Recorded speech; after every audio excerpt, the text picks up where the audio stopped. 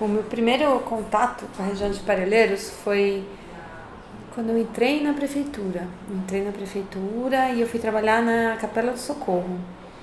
E naquele tempo não existia a Prefeitura Regional de Parelheiros, então a Capela do Socorro ia da Pronto do Socorro até a divisa com Itanhaém, né?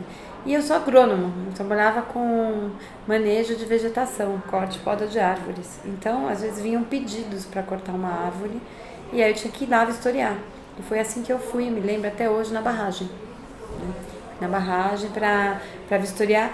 E aí fiquei encantada assim com o lugar, né? Porque naquele tempo a estrada da barragem era de terra ainda. E eu falei, meu Deus, que lugar lindo, né? Como São Paulo é surpreendente. Eu sou paulistana e não conhecia.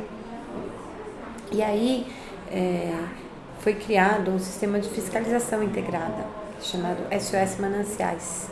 E eu fui trabalhar nesse sistema de fiscalização integrada. Eu pedi para ir para lá, porque eu queria trabalhar com essa região. Não queria ficar trabalhando com corte e poda de árvores, queria fazer alguma coisa diferente. Então eu fui para o SOS Mananciais, né? Chamava-se SOS Mananciais, Estado e a Prefeitura na Defesa do Meio Ambiente. Até hoje é uma referência, né, de fiscalização integrada. E lá eu peguei uma parte para fazer vistoria, a gente dividia o território, que não era só São Paulo, pegava também Iguaçu, São Bernardo, Itapecerica. E eu fiquei numa área de vistoria que pegava Engenheiro Marcilac, toda a região de Engenheiro Marcilac, barragem. E aí eu ia fazer vistoria de denúncia, de fiscalização. Então, tá tendo desmatamento, tá tendo uma abertura de loteamento, a gente ia lá, né? E aí eu conheci o Rio Capivari. E eu me lembro quando quando eu cheguei no Rio Capivari, gente, eu digo porque a gente era sempre uma equipe que tinha a Polícia Ambiental, técnico do Estado, técnico da Prefeitura, às vezes um técnico da Sabesp. Então a gente andava sempre em grupo, né? E aí eu vi o Rio Capivari cristalino, lindo, com aquela mata toda, a gente ia dar para ver um desmatamento pequeno. Na verdade, a gente conversou com a pessoa, então a gente não existia lei de crimes ambientais, então a gente mais constatava do que fiscalizava, exceto a polícia ambiental. Esse meu primeiro contato marcou muito, e porque eu e outras pessoas que trabalhavam lá, né? Assim, como que não existe uma política pública para essa região? Como que eu trabalho na Prefeitura de São Paulo faz 3 anos e ninguém nunca me falou que São Paulo tinha Mata Atlântica? Eu não sabia.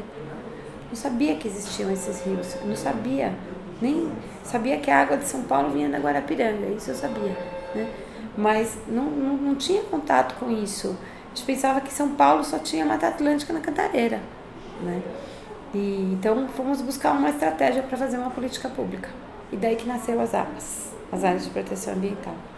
E aí a gente teve a oportunidade de, numa discussão de Agenda 21, que estava se passando na Secretaria do Verde, com a participação do CADES, eu e uma colega, também agrônoma, a gente teve a ideia de apresentar uma proposta do que a gente chamou de um sistema de proteção ambiental para o extremo sul paulistano.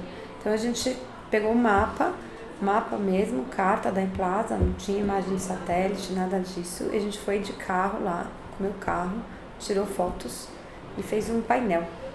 E aí mostrou às pessoas no CADES que a gente precisava fazer alguma coisa para proteger aquele remanescente de Mata Atlântica. E aí foi criada uma comissão. Para estudar o que fazer. Isso é importantíssimo que São Paulo proteja essa região. E aí a gente começou a trabalhar no projeto de lei da área de proteção ambiental Capivari Munos e, ao mesmo tempo, ir para a região, conhecer o lugar mais profundamente, conversar com as pessoas. E eu saí do SOS Mananciais, do sistema de fiscalização, fui trabalhar na secretaria, no departamento de planejamento e educação ambiental, para cuidar disso. A gente tinha lá uma seção de unidades de conservação. E era assim, tipo, desbravação. A gente era desbravadoras. Porque a gente era os malucos que falam que São Paulo tem Mata Atlântica, que São Paulo tem agricultura, que São Paulo tem... Índia as pessoas sabem que tem, mas não sabiam onde morava, né? Então, a gente começou a desenhar esse projeto de lei da área de proteção ambiental, que a área de proteção ambiental, é importante a gente dizer, a APA, né, que foi a primeira APA, foi a Capivari Munos, depois veio a Borônia Colônia, que é uma unidade de conservação de uso sustentável. Então, ela não implica em desapropriar a terra, ela não proíbe o uso da terra, ela regula o uso da terra e junto com as pessoas, através de um conselho gestor que é paritário, através de um plano de manejo que contém um zoneamento. Eu gosto de falar que a APA é um pacto pela conservação ambiental com a inclusão social. Tem gente que fala que é uma usina local de desenvolvimento sustentável. É o que a gente deseja que seja, né? Que seja um fórum de discussão, de gestão, de educação ambiental, de facilitação de processos participativos, de escuta, né? Porque se a gente tem aquela paisagem que vocês conhecem, aquela paisagem linda, se nós temos o Mata Atlântica em São Paulo hoje, se nós temos os campos naturais no parque, se nós temos agricultura e se tudo isso não virou área urbana, foi por causa das pessoas que moram lá. E eu acho que só tem um jeito de a gente conservar, por inclusão, com a inclusão social.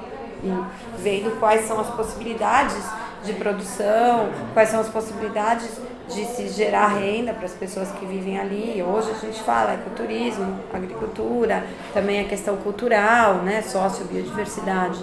E eu acabei indo viver em Parelheiros, porque logo depois que a APA foi criada, aí a gente estava montando o conselho gestor, primeiro conselho gestor é de 2002. Então, foi criada a subprefeitura de Parelheiros. Antes dela ser criada, a lei estava tramitando aqui na Câmara e já precisava montar as bases do que seria essa subprefeitura, né? Então, eu fui convidada para assumir o então posto avançado de Parelheiros, que não tinha subprefeitura, tinha um posto avançado, que era um posto da Capela do Socorro, que só tinha tapa-buraco e coisas assim muito básicas. Era um lugar muito difícil de trabalhar, não tinha quase ninguém, não tinha organização, não tinha nem porta lá quando eu cheguei. Um horror total, né? E assim, para mim, isso é um pouco do retrato de como a cidade tratava aquela região. Quer dizer, não tem a menor importância. O que precisa é ter gestão, é as pessoas conhecerem, as pessoas saberem o que pode, o que não pode, aonde, por quê, sobretudo por quê, porque ali produz água. Então não é arbitrário, né? É porque ali produz água e essa água, ela abastece a cidade de São Paulo, a região metropolitana de São Paulo, mais de 4 milhões de habitantes. Então, o que acontece ali tem a ver com todo mundo, né? Não tem a ver só com essa região, né? E é preciso que os paulistanos que estão fora de lá conheçam esse patrimônio, saibam valorizá-lo, saibam que isso é importante.